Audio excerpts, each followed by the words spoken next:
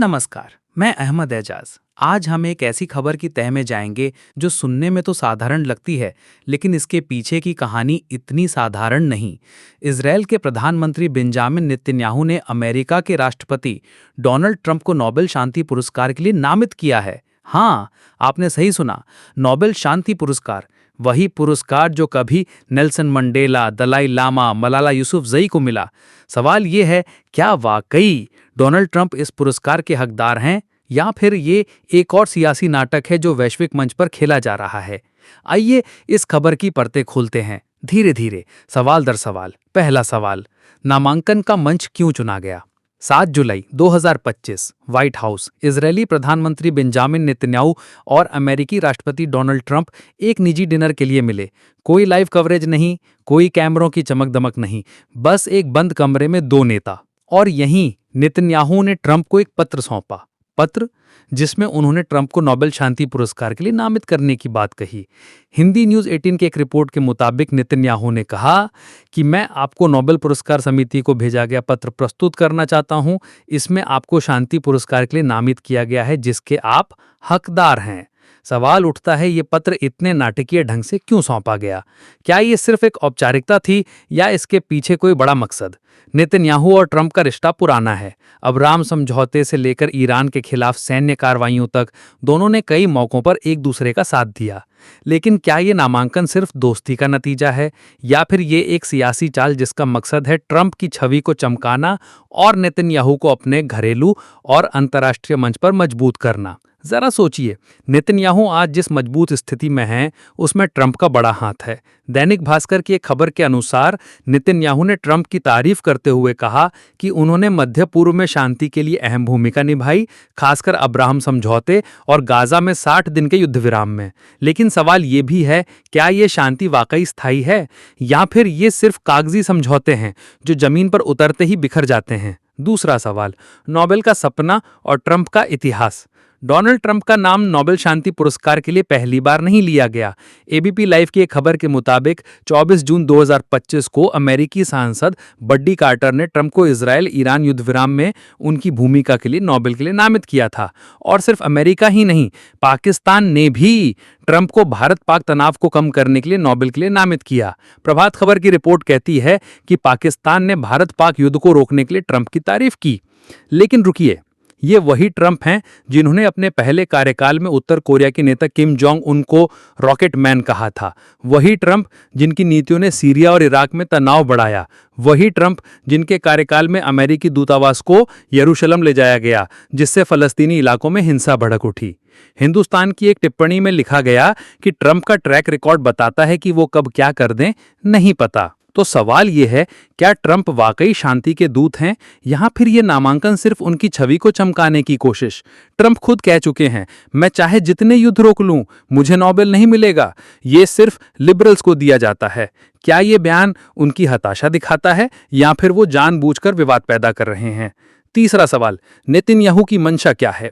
Netanyahu का ये कदम अचानक नहीं है।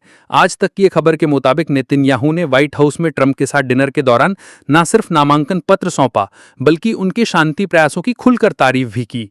लेकिन नेतन्याहू की अपनी साख पर भी सवाल हैं। जागरण की एक रिपोर्ट के अनुसार अंतर्राष्ट्रीय अपराध न्यायालय यानी आईसीसी ने नवंबर 2024 में नेतन्याहू और उनके पूर्व रक्षा मंत्री योआव गैलेंट के खिलाफ गाजा में युद्ध अपराधों के लिए गिरफ्तारी वारंट जारी किया था। सवाल ये है, जब खुद नेतन्याहू पर युद्ध अपराधों के आरोप हैं, तो वो शांति पुरस्कार की सिफारिश कैसे कर सकते हैं?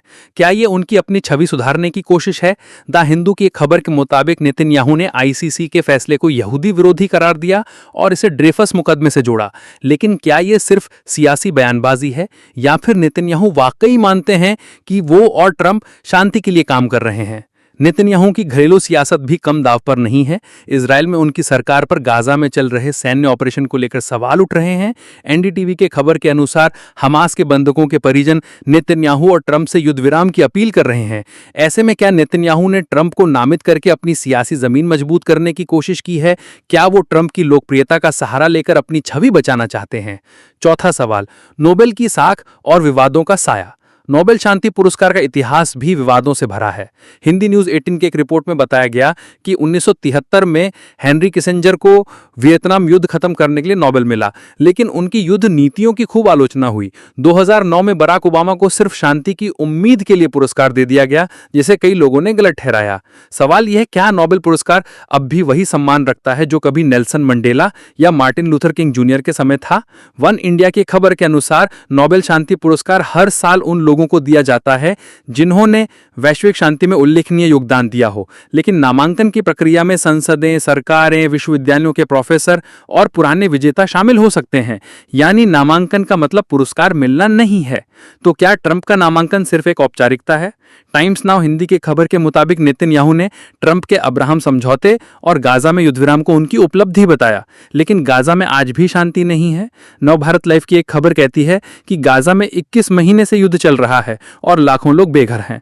तो क्या यह नामांकन सिर्फ एक सियासी खेल है जिसमें शांति का नाम लिया जा रहा है, लेकिन जमीन पर कुछ और ही हो रहा है? पांचवा सवाल, पाकिस्तान और इजराइल का एक मंच। ये शायद इस कहानी का सबसे चौंकाने वाला हिस्सा है। आज तक की एक खबर के मुताबिक पाकिस्तान और इजराइल, दो ऐसे देश जिनके बीच कोई औपचारिक रिश्ते नहीं है, ट्रंप को नोबेल शांति पुरस्कार दिलवाने के लिए एक मंच पर आ गए। पाकिस्तान ने भारत पाक तनाव कम करने के लिए ट्रंप की तारीफ की और इजराइल ने मध्य पूर्व में उनके प्रयासों की। सवाल ये है, क्या ये महज इत्तेफाक है? प्रभात खबर की एक खबर के मुताबिक पाकिस्तान ने भारत पाक युद्ध को रोकने के लिए ट्रंप को नॉमिनेट किया, लेकिन जरा सोचिए, भारत पाक तनाव में ट्रंप की भूमिका कितनी थी? हिंदुस्तान की एक टिप्पणी में कहा गया कि ट्रंप ने भारत पाक युद्ध को रोकने का दावा किया, लेकिन ये दावा कितना सही है? क्या ये सिर्फ एक सियासी बयान था जिसे ट्रंप ने अपनी छवि चमकाने के लिए इस्तेमाल किया? और इजराइल, मिरर मीडिया की खबर की बार के मुताबिक नेतन्याहू ने ट्रंप को नॉमिनेट करते हुए कहा कि उन्होंने ईरान के परमाणु ठिकानों पर हमलों में अहम भूमिका निभाई। लेकिन सवाल ये है, क्या परमाणु ठिकानों पर हमला शांति का रास्ता है? दैनिक ट्रिब्यून की एक खबर कहती है कि इन हमलों ने मध्य पूर्व में तनाव को और बढ़ाया है। तो क्या ट्रंप की ये नॉमिनेशन शांति के लिए है या फिर युद्ध की जीत का जश्न? छठा सवाल, जनता की राय और सोशल मीडिया का शोर। आज के दौर में कोई भी खबर तब तक पूरी नहीं होती जब तक सोशल मीडिया पर उसका शोर न मचे। एक्स पर इस खबर को लेकर तरह तरह की प्रतिक्रियाएं देखने को मिली।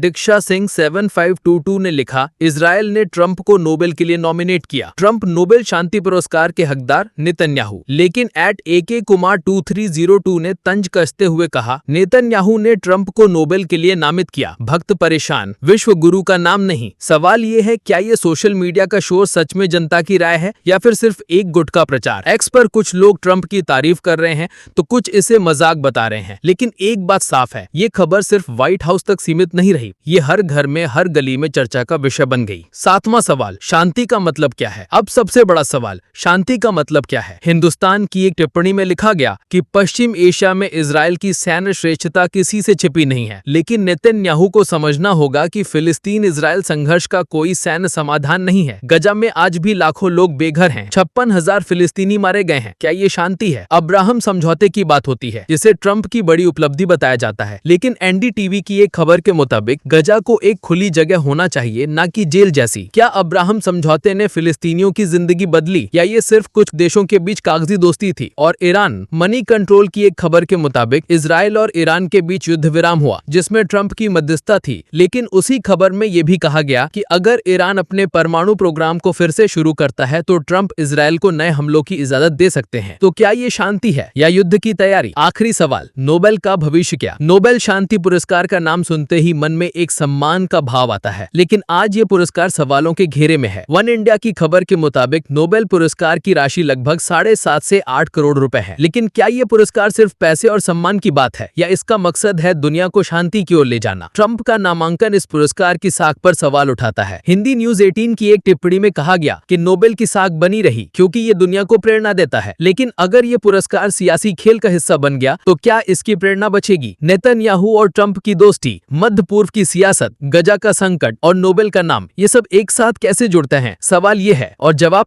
शायद वक्त देगा, लेकिन हम सवाल पूछना बंद नहीं करेंगे। तो ये थी कहानी एक नामांकन की, एक पुरस्कार की और शांति के उस सपने की जो कागजों पर तो लिखा है लेकिन जमीन पर कहीं खो गया है। आप क्या सोचते हैं? क्या ट्रंप वाकई नोबेल के हकदार हैं या फिर ये सिर्फ एक सियासी नाटक है? कमेंट करें, अपनी राय बताएं, क्योंकि सवाल पूछना जरूरी है और जवाब ढूंढना और भी जरूरी। मैं अहमद अजाज, फिर मिलेंगे एक नए सवाल के साथ। नमस्कार।